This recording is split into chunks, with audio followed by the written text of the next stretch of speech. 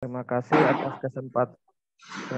atas kesempatannya pada hari ini Wabarakatuh. acara pembekalan KPM daring tematik yang dilakukan oleh LP2M supaya lebih terarah. Mungkin bisa kita dengar paparan langsung dari perwakilan LP2M, khususnya seperti apa format daring tematik ini yang akan dilakukan ke depan sehingga lebih tepat sasaran.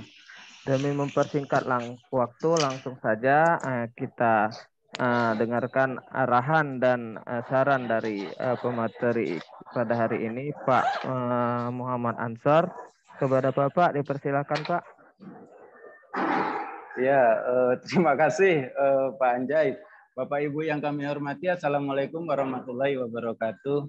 Waalaikumsalam warahmatullahi wabarakatuh. Waalaikumsalam warahmatullahi wabarakatuh. Puji syukur kehadirat Allah Subhanahu wa taala kita bisa berkumpul pada kesempatan yang berbahagia ini untuk berkoordinasi ya. Untuk berkoordinasi terkait dengan pelaksanaan pembimbingan pendampingan mahasiswa peserta KKN tahun 2022-2023 semester ganjil ini. Kami cukup senang bahwa kita sudah sampai di sini pada tahap pelaksanaan KKM untuk tahun 2023 ini, meskipun pelaksanaannya di penghujung waktu. Saya sendiri juga cukup senang di sini bisa bergabung sama kawan-kawan, meskipun saya nggak bisa bergabung secara nyata di LP2M beberapa waktu ini, tetapi untuk beberapa kegiatan memang memantau, dan ini cukup menyenangkan juga bahwa pada kesempatan hari ini kami merangkap untuk banyak hal ya, sebagai diri saya sendiri selaku sekretaris LP2M, juga sebagai barangkali juga menyampaikan pesan ketua LP2M, juga yang sudah kami kabari tapi mungkin jadwal untuk piket di MPU, kemudian kepada juga Pak Kapuslit yang saat ini tidak bisa bergabung karena beliau tadi agak siang sebetulnya melaporkan kondisi sedang kurang sehat, mungkin karena kecapean dalam beberapa waktu terakhir karena terforsir untuk energi dan pikiran mengatasi persoalan-persoalan yang terkait dengan KKN.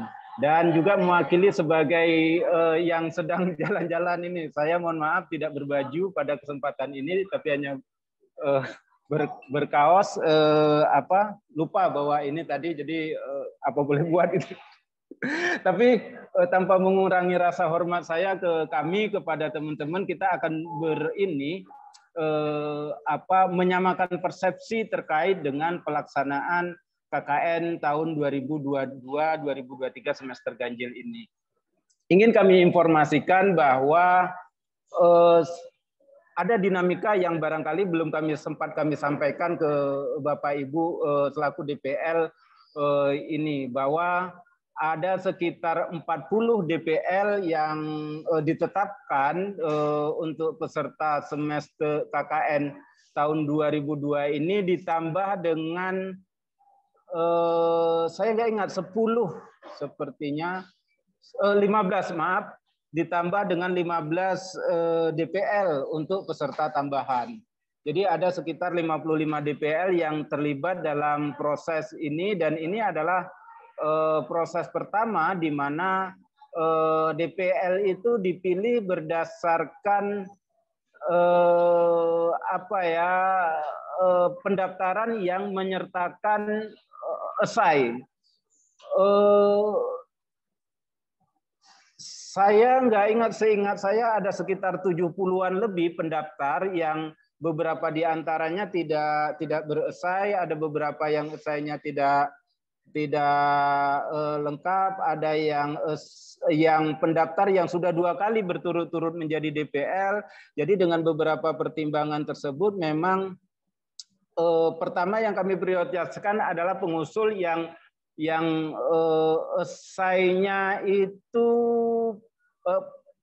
prasyarat pendaftarannya itu penuh, maksud saya. Tetapi kuota untuk itu memang tidak mencukupi karena terpotong pendaftar yang esainya memenuhi syarat segala macam, tetapi sudah 2 kali berturut-turut. Pada akhirnya dalam rapat di LP2M itu mengambil afirmasi bahwa yang beberapa orang yang berturut-turut sudah mendaftar, berturut-turut itu dalam tahun 2022 ini. Ini kan ada sekitar 3 atau 4 KKN kalau ditambah dengan KKN Layu Serumpun, jadi 2 kali berturut-turut itu yang ini adalah kali ketiga kalau ditetapkan sebagai DPL, sehingga kami memberi afirmasi kepada pengusul yang beberapa di antaranya tidak lengkap memang kualitas artikelnya, tetapi dengan pendekatan afirmasi kita tetapkan sebagai DPL itu situasinya, sehingga ketika ini tidak disampaikan mungkin ada yang penglihatan yang berbeda-beda tentang yang lulus tidak lulus. Tapi pada prinsipnya kerangka berpikirnya seperti itu, tetapi mungkin ada kelemahan di kami dalam pemeriksaan, dalam pencermatan laporan, mungkin ada beberapa yang ini. Kami mohon maaf untuk segala kekurangan itu, tapi prinsipnya kami di LP2M berusaha untuk bagaimana membuat kebijakan-kebijakan yang terukur, meskipun kadang itu cukup sulit dan melindas diri sendiri, gitu kira-kira seperti itu. Terus yang kedua yang ingin kami sampaikan bahwa pada kali ini peserta KKN itu totalnya saya tidak ingat jumlahnya ya, yang ininya, tetapi yang pertama kelompok asli pertama sebanyak 393 peserta untuk 40 DPL itu ditambah dengan 155 peserta. Jadi sekitar berapa itu ya? Sejumlah itu pesertanya yang nanti untuk ini. Keberangkatan awal dari KKN nanti akan dibagi menjadi 2 kelompok. Yang kelompok 393 itu sudah dimulai KKN-nya terhitung sejak tanggal 9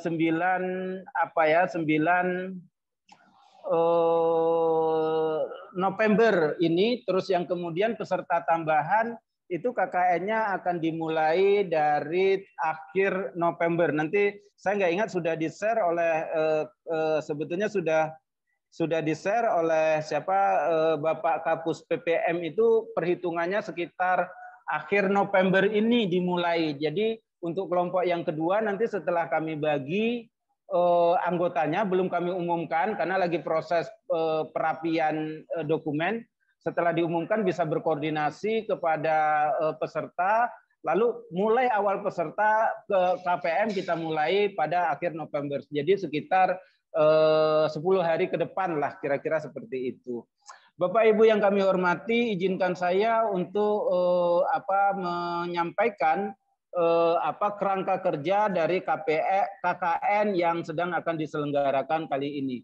Terhadap Bapak Ibu yang sudah berkali saya pikir berkali menjadi DPL, barangkali penjelasan ini berulang.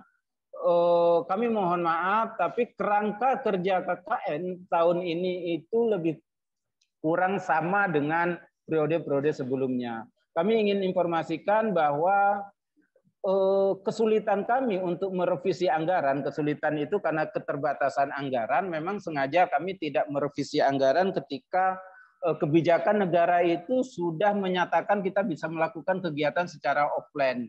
Tetapi kendala kita memang ketika kegiatan transisi menuju ke sana, banyak hal yang perlu dipersiapkan, sehingga kita memutuskan untuk meskipun kondisi kita sudah new normal, sudah lebih baik, sudah bisa melakukan kegiatan-kegiatan secara luring, di luar ruangan, aktivitas berkelompok bisa dilakukan, tapi kami masih menggunakan skema KKN pada masa pandemi yang lalu ini. Jadi ini kami minta maaf untuk situasi ini, tetapi rupanya banyak juga teman-teman mahasiswa yang berharap situasi ini masih tetap bisa dijalankan.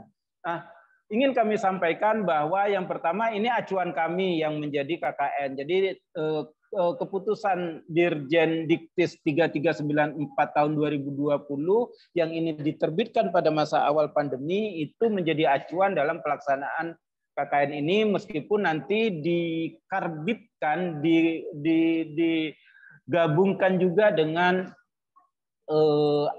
pelaksanaan secara luring, secara offline pada bagian besarnya.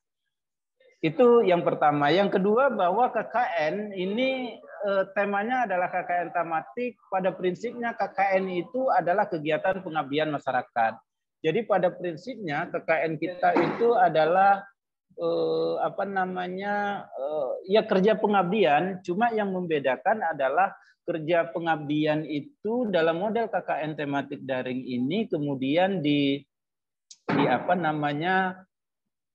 outputnya itu mengikuti skema KKN pandemi. Jadi prinsipnya kegiatan pengabdian itu dilakukan dengan segala keterbatasannya, tidak seleluasa KPM offline sebagaimana mestinya, tetapi kegiatan pengabdian itu tetap dilakukan.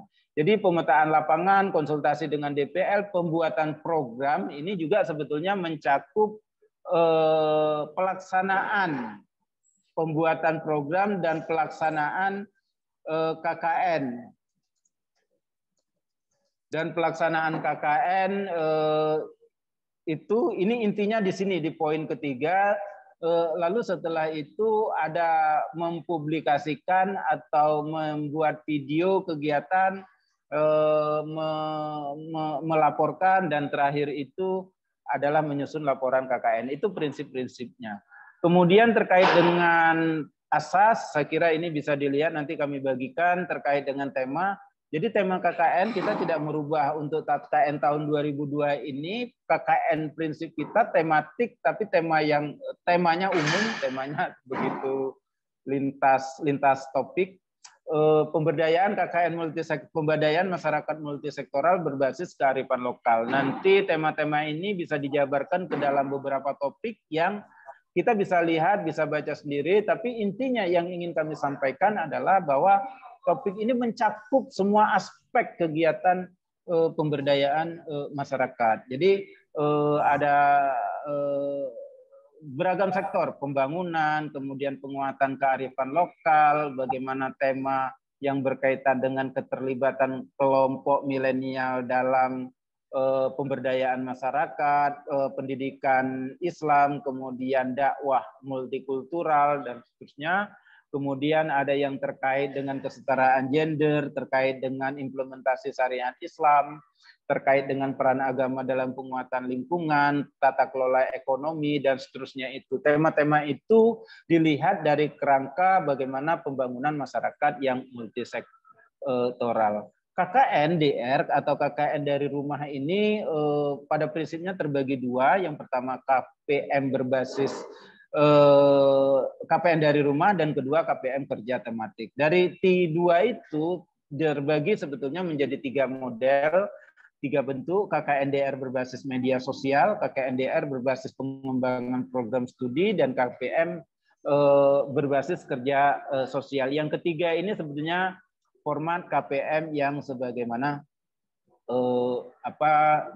sebagaimana umumnya. Terus kemudian ini yang penting dalam KKN. Dalam KKN, 3 model KKN itu pada prinsipnya adalah melakukan kegiatan pengabdian masyarakat, di mana kita mendorong sebagai DPL, mendorong mahasiswa untuk melakukan tridharma pengguruan tinggi dengan penekanan pengabdian. Mereka melakukan pengabdian yang berbasis pada keilmuan mereka masing-masing, tetapi dimensi riset akademiknya itu juga menjadi tekanan, yang itu kemudian direpresentasi sesuai dengan jenis-jenis KKN. KKN yang kelompok pertama tadi, KKM DR yang berbasis media sosial, ini jadi kerangka kerja KKN kami ingin jelaskan dulu, rupanya tidak dimasukkan di sini. Dalam tata kelola KPM itu yang 393 dan 154 itu dibagi menjadi sekitar 55 DPL, di mana seorang DPL itu akan terlibat dalam pendampingan 8 atau 10, seingat saya 8 sampai 10 tergantung situasinya, 8 sampai 10 mahasiswa. Dari 8 sampai 10 mahasiswa, mereka KKN dari memilih tempat dari kampung halaman masing-masing, atau dari tempat domisili masing-masing, atau dari tempat yang mereka pilih sejak dari awal ketika melakukan pendaftaran. Jadi KKN DR ini KKN yang lokasi KKN-nya itu tidak ditentukan pada satu desa tertentu, tidak dimobilisasi pada satu desa tertentu, tetapi mahasiswa melakukan kegiatan KPM dari lokasi yang mereka pilih. Bisa jadi mereka di satu desa itu sendirian, tapi bisa jadi di satu desa itu bergabung dengan mahasiswa, bersamaan dengan mahasiswa lain.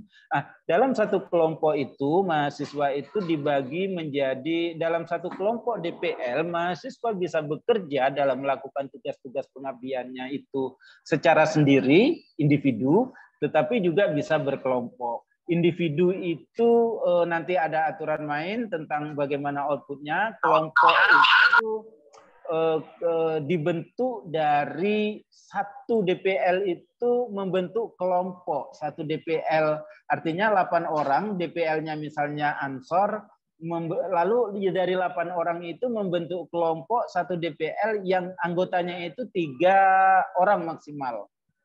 Jadi kalau 8 orang itu bisa membentuk 3 kelompok gitu, kira-kira seperti itu. Tapi juga bisa bekerja secara individu. Nah, kelompok ini tidak boleh dibentuk lintas DPL. Ini yang sering menjadi pertanyaan. Kelompok tidak boleh di lintas DPL karena menyulitkan bagi administrasi dan pendampingan dalam pelaksanaan KKN ini. Tetapi mahasiswa yang dengan DPL yang berbeda-beda tetapi dalam satu lokasi yang sama bisa bekerja sama di lapangan. Tetapi kerjasama di lapangan itu tidak diturunkan menjadi pembuatan output yang bersama-sama. Jadi maksud saya mereka di desa itu bisa berkolaborasi melakukan kegiatan tertentu, tetapi dalam pencapaian output kegiatan nanti berupa video atau berupa pembuatan artikel, mereka tidak boleh bekerja sama. Mereka tetap sendiri-sendiri.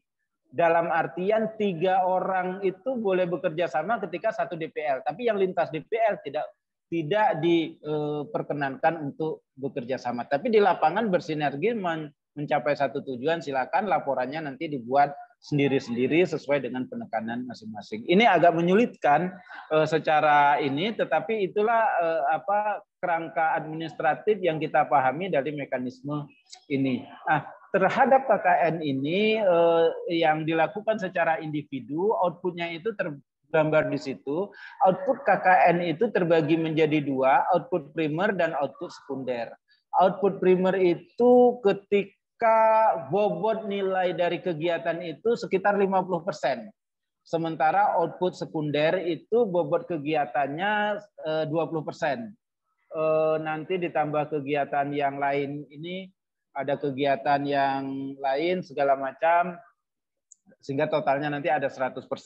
Tetapi yang ingin ditanyakan, yang dikatakan di sini adalah peserta dengan memilih satu bentuk KKN tertentu itu tidak bisa mencapai nilai yang membuatnya lulus kalau dia tidak memenuhi tugas yang output primernya. Kira-kira seperti itu skema KKN ini. Jadi KKN yang memilih media sosial, outputnya primernya itu menghasilkan 2 video.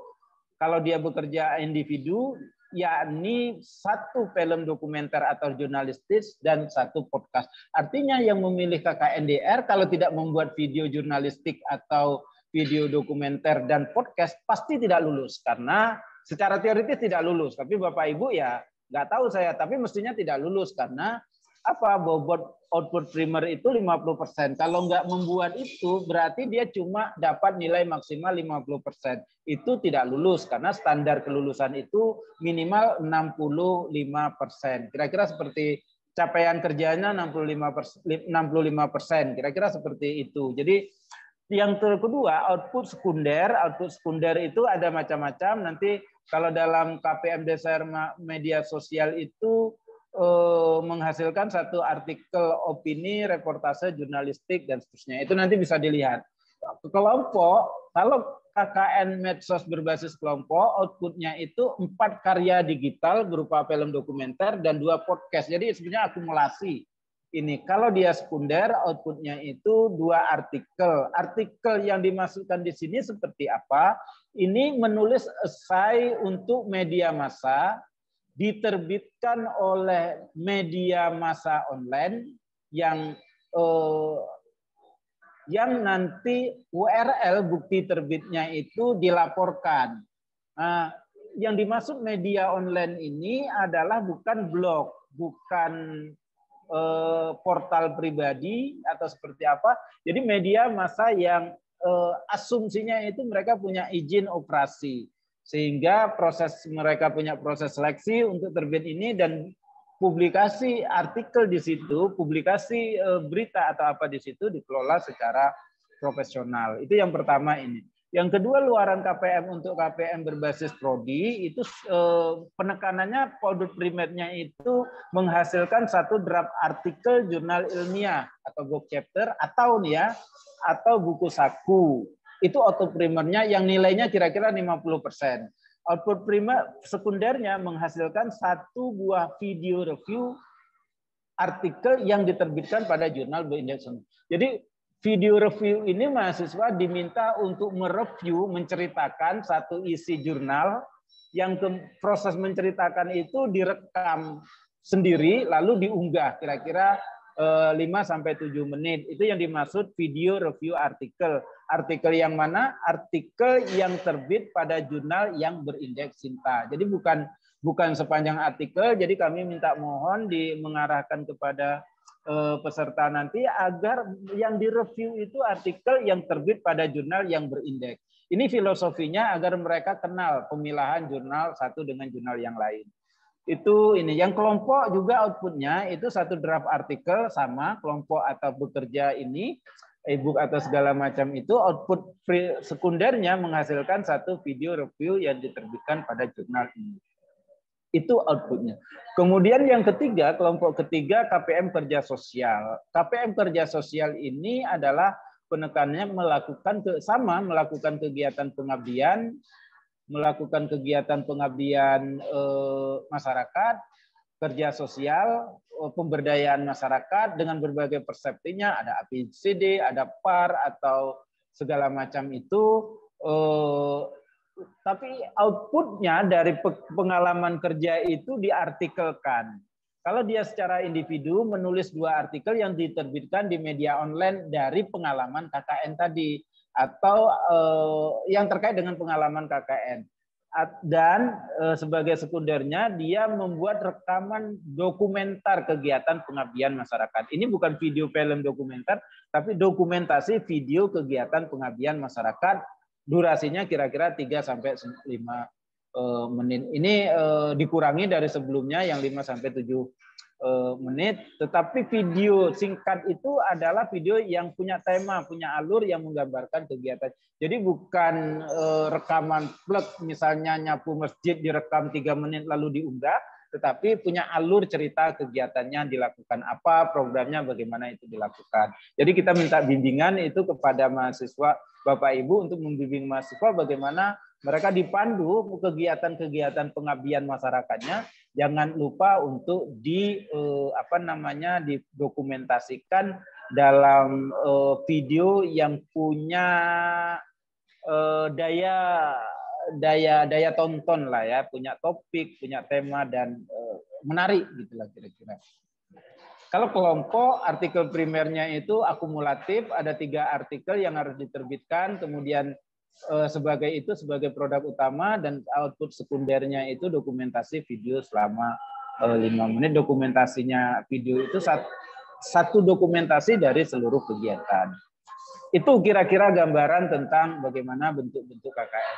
Ini adalah bukti indikator pencapaian kegiatan. Kalau KKN Medsos itu video yang dibuat itu diunggah di channel YouTube ini ya. Ini apa ya maksudnya indikator penilaian maksud saya. Indikator penyampaian kerja KKNDR secara keseluruhan penilaian itu ada satu laporan akademik yang dibuat pada akhir KKN, kemudian ada link video dokumenter atau video jurnalistik dan podcastnya itu link semua dari bukti bahwa video itu diunggah di channel YouTube LP2M. Kami menyediakan channel YouTube sebagai tempat mengunggah video-video itu. Kenapa di channel YouTube kami? Sebagai untuk biar terdokumentasikan di kita bukti-bukti kegiatan KKN itu.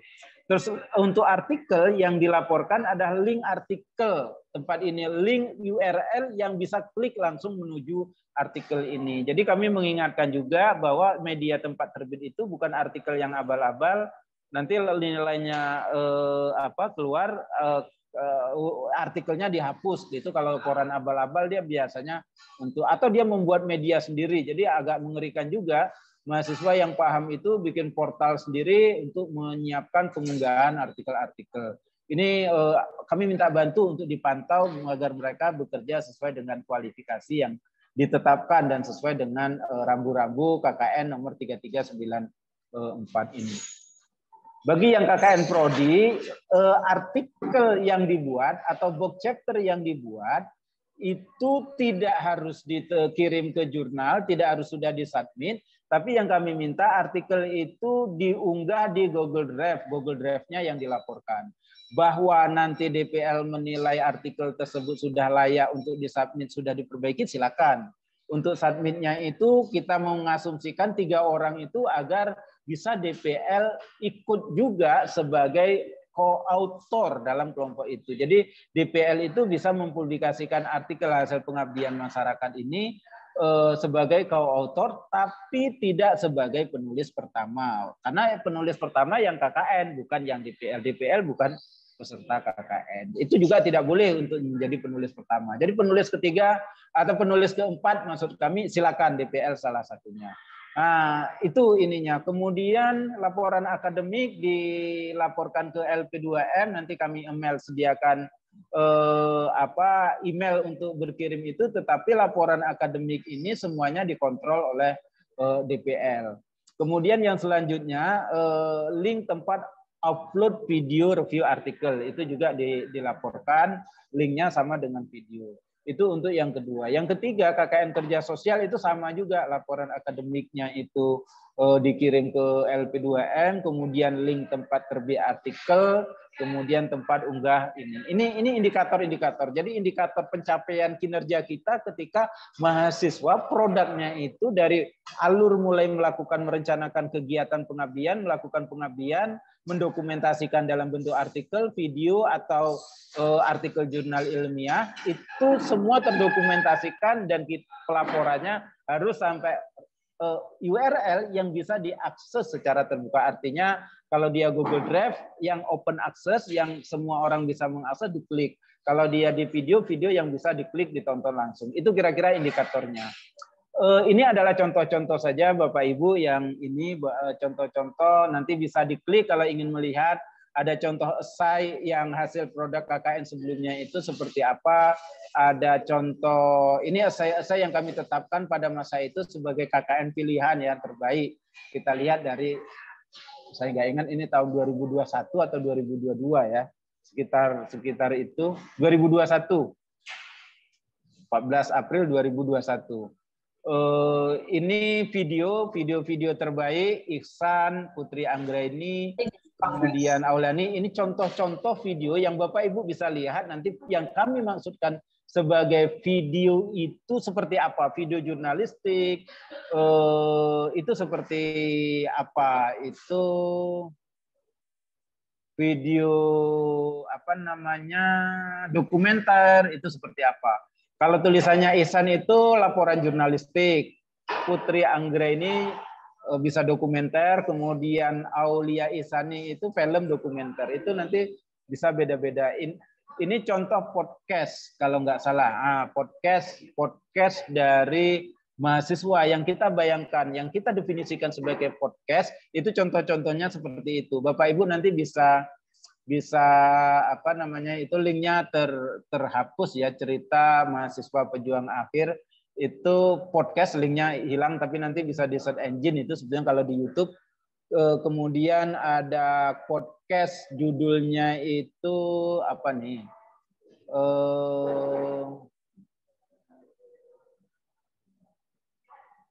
Judulnya tidak ditulis di situ ya, Ibu Mastura pendampingnya itu Ken Mariza Anjani. Itu contoh podcast dialog itu sebetulnya podcastnya seingat saya. Kemudian Suzuki Yanelda itu podcast juga tentang pandangan milenial. Itu contoh-contoh podcast. Nanti Bapak Ibu bisa cek apa yang kami definisikan sebagai podcast, video jurnalistik. Kami harapkan menyempatkan waktu untuk melihat contoh-contoh ini yang linknya tersedia. Tapi di channel YouTube PPM atau KKN atau PPM KKN itu semua tersedia sebetulnya contoh-contohnya, dan di situ sangat banyak sekali produk KKN. Ini beberapa contoh yang di ini. Jadi kalau masuk ke situ itu sangat banyak sekali produk. Ada ribuan video yang diunggah dari KKN sebelumnya. Ratusan ribuan, saya kira sudah ribuan lebih di ini, hampir 5.000 video yang diunggah dari KKN. Nggak sampai, mungkin 3.000 mungkin ya. Itu jurnal ilmiah, ini ada beberapa jurnal contoh draft artikel pada masa itu, tapi saya nggak tahu terbit atau enggak pro kontra perbankan syariah sekarang ini ya. Kemudian ada artikel yang terbit, ini teori himpunan, ini seingat saya terbit itu Pak Pi ya. Seingat saya terbit ini, oh ya jurnal UMP itu diterbit ya. Kemudian Novita Hansubian ini terbit juga artikelnya. Itu contoh-contoh artikel, sama dengan Bapak Ibu lebih tahu, tapi yang di sini adalah penulis pertama itu adalah mahasiswa bersangkutan, dan DPL itu bisa digabungkan dalam ini atau bisa tidak digabungkan, tidak muncul namanya. DPL yang ini juga pilihan itu mau muncul atau tidak. Video review artikel itu contohnya ada di sini, nanti bisa ditonton bagaimana yang dimaksud contoh video review artikel bagi yang memilih KPM berbasis prodi itu seperti apa. Ini adalah contoh-contoh video yang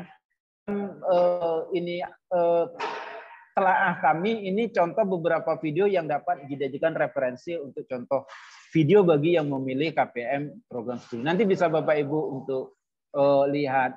Ini contoh terbaik. Ini juga bisa ditengok link video yang kami nilai sebagai contoh video KKN yang paling mendekati dengan harapan kami. Ada Rahmasia Zuhro, dia ini film surf, sebetulnya dokumenter jurnalistik ya, sangat kuat. Ini satu film dokumenter yang berbasis riset ketika dia membuat satu film yang cukup punya pesan yang sangat kuat, dan basis kerja akademiknya, artisnya itu juga ini. Ada punya Ananda Feloni, kemudian itu juga contoh yang bagus untuk dijadikan acuan tentang apa yang kita maksudkan sebagai jurnalistik yang berbasis pengabdian masyarakat.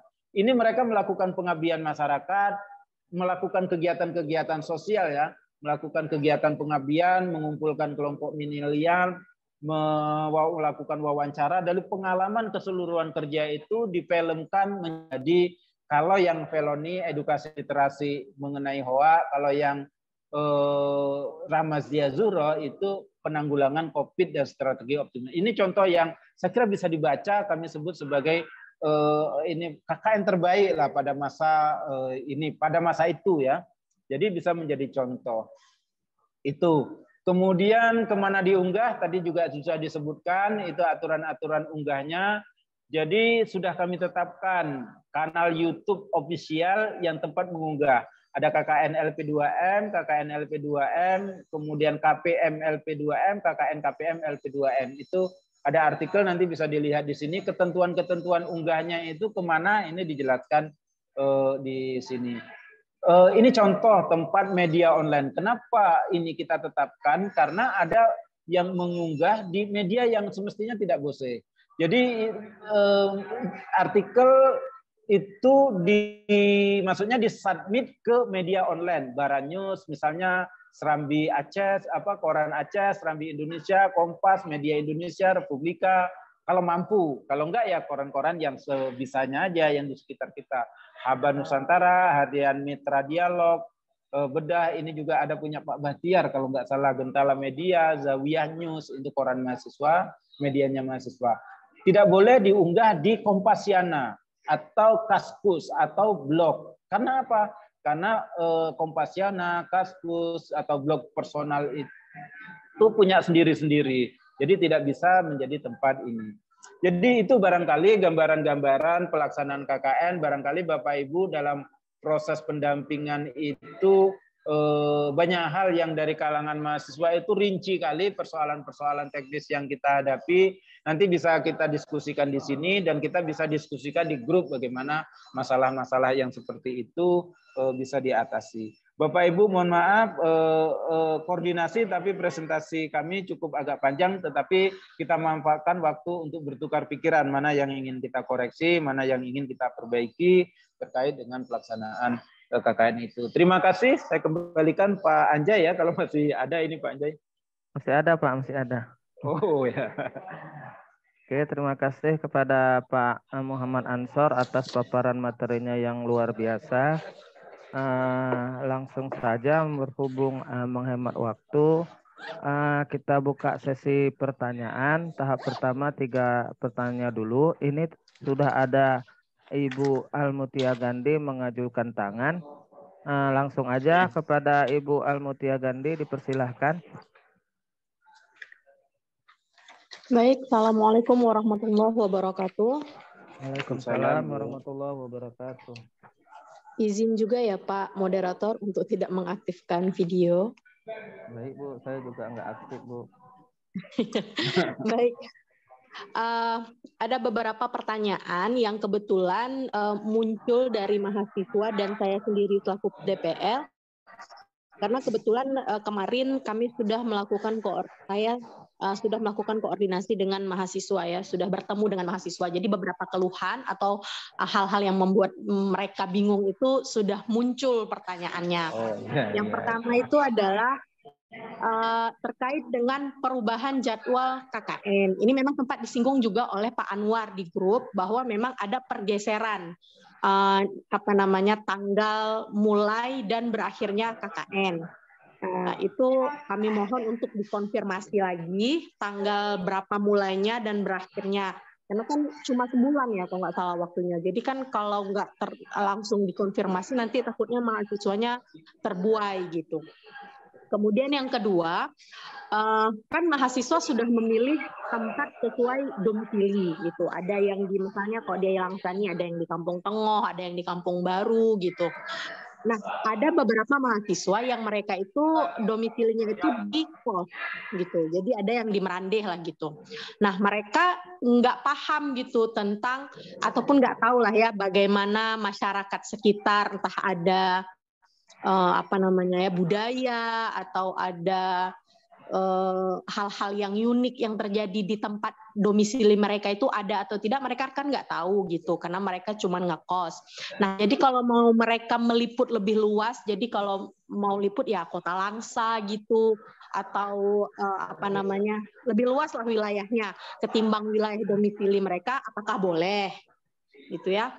Kemudian yang ketiga, untuk yang memilih KKN-KS itu apakah harus diantar oleh DPL ke tempat mereka atau minimal waktu mereka sowan ke kantor gecinya gitu, apa harus didampingi oleh DPL atau hanya cukup membawa surat pengantar saja atau gimana? Baik, saya kira demikian Pak Anzai. Terima kasih. Assalamualaikum warahmatullahi wabarakatuh. Waalaikumsalam warahmatullahi wabarakatuh. Terima kasih Bu. 3 pertanyaan ini Pak Ansor. Yang pertama tentang pergeseran tanggal. Yang kedua tadi bagaimana judul yang terkait domisili. Kemudian yang ketiga KKN-KS apakah diantar oleh DPL. Langsung dijawab satu-satu dulu Pak pertanyaannya.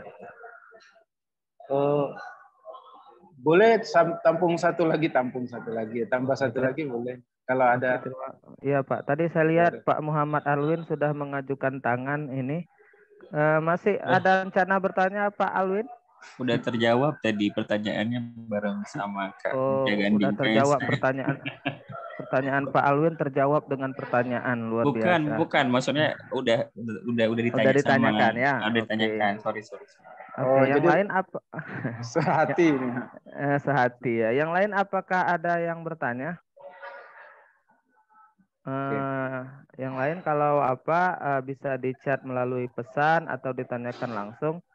Ini Pak Ansar sambil nunggu yang lain merenung-renung pertanyaan, kita coba aja nih karena pertanyaan Bu Almutia Gandhi ini seperti 3 orang yang nanya nih. Ada 3 poin. Dipersilakan Pak Ansar. Iya, terkait dengan perubahan jadwal, memang iya betul semula KKN itu sebenarnya mulai dari tanggal 2 November, jadwal pertama waktu kita share. Anes ada di sini? Ada Pak. Anes, ada.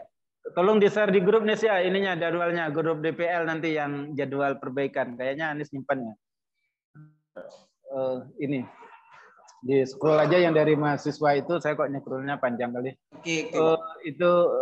Jadi ada jadwal yang rinciannya nanti saya nggak ingat tanggal-tanggalnya, tetapi kerangka kerjanya begini. Awalnya itu KKN itu memang dimulai dari ketika pembekalan itu tanggal 2 sampai tanggal 3. Tetapi karena sedang berfokus pada kegiatan yang lain sehingga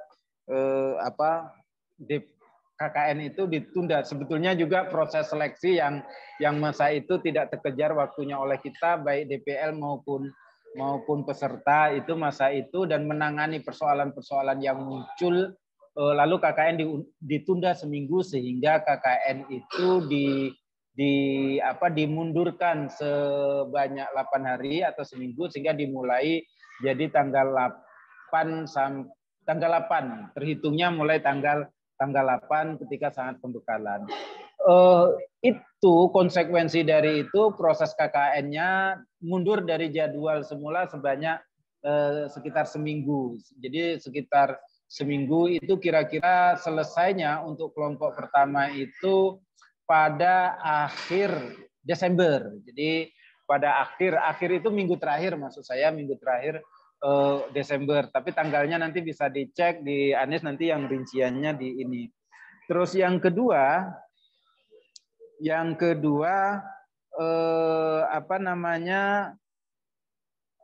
setelah kami umumkan DPL itu sekitar 1/3 dari pendaftar itu kan dinyatakan tidak lulus. Dinyatakan itu ya di situ ada dijelaskan sampai 20 Desember. Jadi minggu terakhir itu ya. Minggu terakhir bulan Desember. Angka-angkanya saya nggak ingat persis kadang, tapi ada datanya di situ. Lalu ketika kedua itu KPM kita umumkan ada 1/3 peserta pendaftar yang tidak lulus. Jadi kita mencari jalan juga agar bisa diluluskan, maka kita akomodasi KKN kelompok tambahan itu. Tambahan itu artinya mereka tidak ada di anggaran 2022 ini, tetapi nanti kegiatannya masuk 2023, pembayaran honor DPL dan segala macam. Makanya yang kelompok kedua nanti honornya cairnya itu kira-kira bulan Februari, tapi kelompok yang pertama itu bisa keringat duluan, cair duluan baru berkeringat, kira-kira seperti itulah nantinya. Tapi yang DPL itu keringatnya mengucur duluan baru ini kira-kira bulan Februari atau bulan apa nanti baru, berkiraan kami seperti itu. Tapi kami mundurkan dengan tambahan sekitar 154 orang dengan 15 DPL itu. Jadwalnya dengan demikian juga dimundurkan karena KKN kelompok kedua itu Anes belum megang juga ya, sehingga saya akan dimulai pada minggu terakhir di bulan November ini sehingga selesainya itu tanggal 10 Januari 2023. Kenapa selesai 10 Januari 2023? Kita ingin memperhitungkan mahasiswa yang kita akomodasi KKN-nya nanti juga bagi beberapa yang sudah selesai proses penulisan skripsi, ada beberapa yang seperti itu perkiraannya mereka berkesempatan untuk mendaftar ujian munakasah pada gelombang terakhir yang kabarnya rata-rata fakultas itu menjadwalkan 20 Desember. Jadi pada kelompok ini juga DPL kami minta untuk mencermati agar kita akomodatif terhadap dinamika-dinamika mahasiswa didorong untuk mempercepat tugas-tugasnya untuk selesai. Setelah tugasnya selesai, itu bisa diberikan nilai, diberikan surat keterangan untuk bisa mendaftar ujiannya nanti. Ada beberapa yang seperti itu kecenderungannya. Jadi ini mundur, kira-kira seperti itu konsekuensi jadwalnya itu, Bu. Jadi jadwalnya ada yang selesai di sekitar tanggal 20 Desember, tetapi masa pelaporan, penulisan laporan itu kan ada waktu seminggu lagi setelah itu. Kelompok kedua selesai tanggal 10, masa pelaporannya kira-kira sampai tanggal akhir menjelang tanggal 20 itu, tanggal 16 atau tanggal 17 itu kira-kira seperti itu. Tetapi dalam proses itu mahasiswa bisa mempercepat dengan bantuan DPL, digesa untuk laporan-laporan akademiknya diselesaikan sehingga mereka bisa berhak mendapatkan, kalau nilainya layak ya dikeluarkan sehingga bisa mengikuti tahapan akademik berikutnya. Ini sebetulnya bentuk ini kami yang membuat Pak Anwar sampai sakit ini kan mikirin itu bagaimana mahasiswa juga bisa diakomodasi proyeksi untuk bisa selesai di semester 7, dan memang proyeksi kami pada masa ini KKN 60% mahasiswa itu sudah KKN di semester 7. Ini target kami. Jadi 60% mahasiswa KKN di semester 7, nanti di tahun 2023 itu 40% KKN di semester 28, tapi di tahun berikutnya itu skemanya 40% mahasiswa KKN di semester 6 dan semester 7 sisanya. Jadi selesai mahasiswa KKN semester 6 dan tapi insya Allah nanti saya sudah tidak di situ lagi. Semoga tetap berjalan ya. Skema kita 2023 mahasiswa semester 6 itu KKN 40%. Sisanya sebanyak 60 KKN di semester 7 di tahun 2023. Itu yang kami susun ketika saya bergabung di LP2M, dan sepertinya dengan skema yang berliku-liku ini akan terwujud, tetapi terwujudnya di tahun 2003, dan memang skema kita 2003. Jadi ini Bu Mutia, kita jadwal-jadwalannya seperti itu. Mohon maaf panjang jawabannya, tetapi itulah yang kita pikirkan untuk mendorong mahasiswa bisa beralih dari KKN sebelumnya semester 8 dan semester 9 menjadi semester 6 dan semester 7. Target untuk merubah itu memang banyak dinamika, sehingga kami harus mengakomodasi banyak hal dalam proses selama ada di LP2M ini. Kemudian terkait dengan domisili. Terkait dengan domisili ini prinsipnya pada masa pandemi dulu mahasiswa harus KKN di tempat domisili dari kamarnya masing-masing. Tetapi ini kan situasinya sudah berubah, mahasiswa sudah aktif di kampus, mereka harus mengikuti kegiatan, karena itu opsi mereka menjadi lebih fleksibel, mereka bisa KKN benar-benar dari rumahnya, bisa juga dari domisilinya. Bagaimana yang dari domisili? Di rumah mereka KKN melakukan kegiatan sosial di kampung halaman. Apapun kegiatan sosial terkait dengan tema yang sesuai dengan aturan itu diakomodasi. Di tempat domisili mereka bisa juga melakukan kegiatan itu dari tempat domisili. Prinsipnya itu kegiatan-kegiatan punya jangkar tempat domisili, bahwa misalnya mereka melakukan KKN itu dalam area yang lebih luas, ya silakan.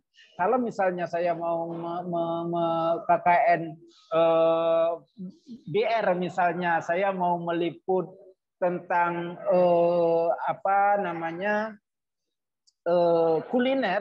kuliner itu kebanyakan kan ada yang di Merandeh, tetapi lebih dinamis ketika kuliner Aceh itu dipotret dari situasi Jalan Ahmad Yani, Kampung Jawa, dan seterusnya itu kan. Karena itu bisa saja silakan dari Kampung Jawa yang diinikan kulinernya dari kampung itu fleksibel aja, tetapi jangkarnya dia juga bisa mengambil satu narasumber dari orang sekitarnya di situ. Jadi itu fleksibel sekali kalau kita ingin situasi sekarang kita tidak dibatasi. Jadi di Langsa ketika domisili dia silakan untuk melakukan kegiatan di Langsa, tetapi coba hubungkan juga dengan tempat domisili, artinya mereka punya akar yang ininya. Jadi itu fleksibel itu Bu, kita tidak batasi mereka harus di Merandeh, nanti semua di Merandeh itu kan, dan Sidodadi jadi KKN. Tidak seperti itu juga, tapi mereka punya jangkar ada di Langsa, domisili di Langsa, di Sidodadi melakukan kegiatan program-programnya bisa ini di wilayah Kota Langsa yang memungkinkan bagi dia mencapai kerja sosial, kemudian video juga misalnya kalau dia DR atau apalagi dia program studi. Jadi fleksibel itu kita ini adalah transisi yang perubahan-perubahan itu harus kita akomodasi. Ini bukan tahun 2002 awal kemarin yang kita harus batasi begitu ketat ininya, dan ini tidak mungkin kita untuk membatasi itu. Saya pikir itu ini. Kemudian terkait dengan DPL apa harus mengantar. Jadi prinsipnya KKNDR itu DPL tidak ke lapangan dan tidak berurusan langsung pada masyarakat dampingan. Tetapi secara volunteer silakan saja kalau misalnya ingin mendampingi untuk mahasiswa itu ketemu ininya, kita tidak larang Ibu misalnya mau antar mahasiswa ketemu Pak Geci misalnya, silakan saja, tetapi secara skema kegiatan kita tidak mengakomodasi, tidak tidak memfasilitasi perjalanan DPL untuk bertemu dengan Geci. Jadi itu kira-kira seperti itu. Jadi mahasiswa itu silakan mandiri untuk ketemu ini, menjelaskan programnya, mereka mendiskusikan ke kita dari jarak jauh, Zoom atau ketemu ketika di kampus, dan dibekali dengan surat identitas sebagai peserta KKN. Saya pikir itu yang ini, Ibu, mungkin yang dapat kami sampaikan. Mungkin mohon maaf ketika ada yang terlewatkan. Baik, terima kasih Pak, udah lengkap penjelasannya.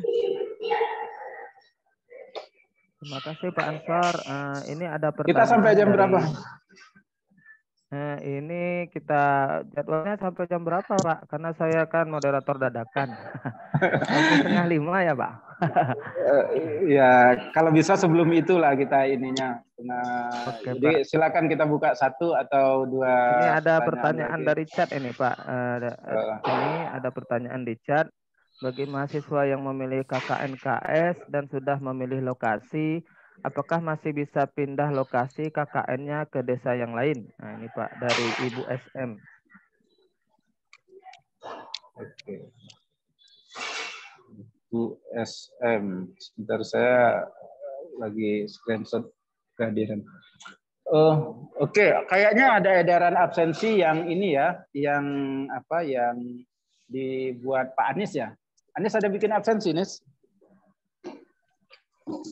Ada Pak. Saya lihat ada chatnya tadi. Oh iya, absen. minta bantu juga nanti Bapak Ibu untuk dokumentasi kami. Kami berterima kasih. Ini banyak yang hadir ini. Semalam itu kita kegiatan bikin yang hadir sekitar 7 orang atau 8 orang itu. Jadi kami agak bimbang kemarin untuk bikin rapat koordinasi ini karena beli Zoom-nya mahal. Tapi terima kasih Bapak Ibu. Ya, terkait dengan, saya sampai lupa tadi pertanyaannya. Untuk berubah lokasi ya. Iya Pak. Ya, berubah lokasi yang didaftar pada peserta pada saat mendaftar itu terdokumentasi di database kami. Jadi prinsipnya itu terdokumentasi di database kami, dan itulah menjadi acuan bagi kami untuk mengidentifikasi, menelusuri, melihat, membandingkan program dan ini. Nah, pada prinsipnya kami tidak dan sejak dari awal pun kami tidak mematok mati agar mahasiswa untuk lokasi yang dipilih itu lokasi pada saat mendaftar, karena kami menyadari mereka memilih lokasi pada saat pendaftaran dan pikiran mereka masih kosong tentang apa itu KKN, DR ini seperti apa, kerangka kerjanya, mereka masih kosong.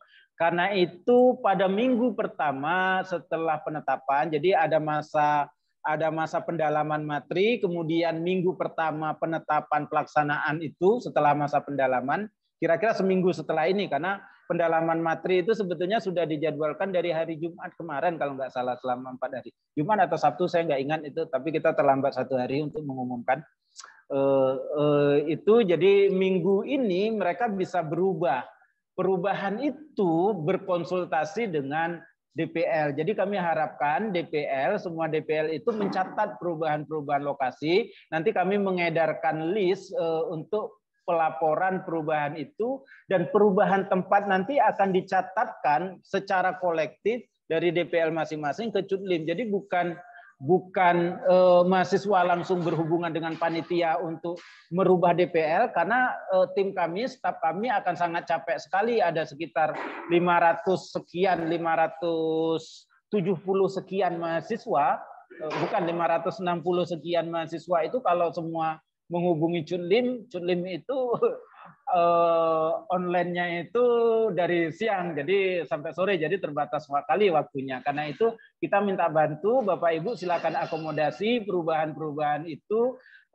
Nanti ada waktunya kita akan meminta untuk list perubahan-perubahan nama tempat yang baru, dan itu akan kami input secara kolektif ke dalam database kami. Jadi prinsipnya ini bulan baik, Desember bulan baik, banyak hal yang diakomodasi ini oleh LP2M, termasuk mengakomodasi peserta yang 154 mestinya KKN-nya secara offline tahun depan, tapi kita percepat untuk bisa KKN online itu. Jadi ya kira-kira seperti itu Pak Anjay. Jadi siapa Bu SM tadi ya,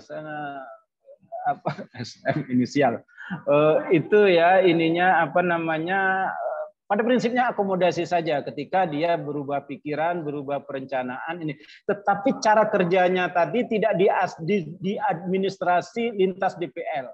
Ini akan menyulitkan Bapak Ibu sendiri. Jadi ketika mahasiswa berkelompok beda DPL, satu DPL menyarankan A, satu DPL menyarankan B, nanti itu akan bentrok di lapangan. Kalau dengan kerja yang sama, mereka DPL-nya masih satu kelompok yang sama ngasih B, yang satu ngasih A, itu Bapak Ibu sendiri yang akan kesulitan. Jadi pengalaman-pengalaman itu sebetulnya yang bagi kami menjadi acuan untuk mencegah mereka bekerja secara administratif lintas DPS. Tapi di lapangan mereka bisa saja berkoordinasi, tidak sesama peserta KKN, dengan kampus lain pun boleh. Dengan masyarakat memang kita dorong untuk bekerja sama. Jadi tapi tidak diadministrasikan dalam ini. Jadi seperti itu kira-kira. Mungkin bisa dimengerti kalimat saya yang agak susah ini dipahami. Terima kasih Pak Ansar. Ini Pak Ansar, satu lagi nih Pak Ansar, berhubung keterbatasan waktu, ada yang menanya via chat, ini Pak Amin ya. Review jurnalnya yang OJS aja apa nggak bisa Pak Ansar? Kalau Sinta 1 atau Sinta 2, apa sesuai untuk mahasiswa review? Nah, ini mungkin pertanyaan terakhir berhubung keterbatasan waktu. Pak, silahkan Pak. Jurnal Sinta itu kebanyakan berbahasa Indonesia juga sudah banyak. Sebetulnya kita filosofinya mahasiswa ingin mengenal, membedakan antara jurnal dengan ini sehingga mereka tidak langsung masuk ke jurnal, tetapi masuk ke jurnal yang Sinta 2 itu yang kayak apa gitu kan. Tapi cari yang bahasa Indonesia yang mudah, dan sekarang sudah banyak sekali yang review jurnalnya artikel Sinta 2 pada bidangnya itu semua sudah ada banyak, pun tidak dibatasi kan sesuai dengan disiplin keilmuannya. Jadi filosofinya Pak Amin sebetulnya maksud kita agar mahasiswa membandingkan antara ada satu kelas jurnal yang OJS non Sinta dan jurnal Sinta 2, Sinta ini. Tapi prinsipnya itu sama. Mereka mau Sinta 2, mau Sinta ini, yang kita ini kan mereka bisa berbahasa Indonesia jurnalnya. Video review itu sangat mudah sekali gitu kan. Mereka tonton jurnal, mereka buat video, kemudian isi jurnal itu ditaruh di sampingnya HP, mereka sambil bercerita, sambil membaca, direkam, itu kan nggak nampak. Kayak saya kan membaca ini sebetulnya, tapi kan nggak nampak itu kan, di depan layar ini ada bacaan, tapi sambil goyang-goyang nggak nampak. Jadi sebetulnya sangat mudah sekali, mereka bisa pasang kawannya sambil goyang-goyang sambil share ini. Jadi memang cilek-cilek juga ini KKN tapi ya maksudnya ini bagaimana kita mengembangkan kreativitas berbasis teknologi, tetapi bagaimana produk video review itu ternyata juga ada penontonnya. Kalau judulnya itu tepat, mereka search engine, ingin malas membaca artikel, kemudian mereka mendengarkan, dan itu manfaat karena video-video review kita ini kita juga ditonton, video-video kita ditonton, ada yang mencapai ratusan sampai saat ini, ada yang masih puluhan memang, tetapi ada banyak sekali juga yang sudah mencapai, ada banyak sekali, ada yang sudah mencapai ribuan penonton. Artinya apa? Produk-produk kerja pengabdian kita yang didokumentasikan melalui video kegiatan atau juga video review, saya pikir juga berguna untuk ini. Yang jelas ini ada impact faktor untuk kampus. Jadi saya mumpung ingat izin nambahkan dikit, kalau nulis artikel ini afiliasinya harus jelas. Tulis afiliasi, nama prodi, dan sebutkan kalau nama afiliasi, nama fakultas, maksud saya bukan prodi. Jadi misalnya Fakultas Syariah IAIN Langsa, FTIK IAIN Langsa. Agar apa? Agar dari tulisan-tulisan itu nama kampus kita itu berkali-kali muncul di media online, sehingga web biometriknya atau apapun namanya itu kampus kita akan meningkat. Dan ini terasa kali setelah musim-musim KKN kita juga kompetitif kan biometriknya. Saya pikir itu Bapak Ibu, Pak Ajay, semoga bisa kita cukupkan ya. Oke, terima kasih Pak Ansor atas pemaparan yang luar biasa. Mungkin karena keterbatasan waktu kita padatkan sampai di sini. Izinkan saya menutup sikat. Inti daripada pemaparan hari ini adalah bagaimana daring berbasis tematik ini yang awalnya ini bagi orang-orang baru dikira yang daring itu apa? Apakah mahasiswanya prakteknya daring bagaimana? Rupanya setelah mengikuti acara yang daring itu adalah konsultasinya, outputnya antara DPT dan pihak mahasiswa. Sementara mahasiswanya sebagian besar itu memang terjun ke lapangan untuk membuat pengabdian. Mungkin itu saja ini dari saya selaku moderator. Jika ada yang salah saya mohon maaf. Saya tutup dengan wabillahi taufiq wal hidayah. Assalamualaikum warahmatullahi wabarakatuh. Waalaikumsalam warahmatullahi Waalaikumsalam warahmatullahi wabarakatuh. Makasih Pak Ansor. Makasih Bapak Ibu. Pak Azaikan. Ya, makasih. Ya, kita cukupkan ya. Saya mohon izin kita. Terima kasih Pak Ansor. Ya Pak.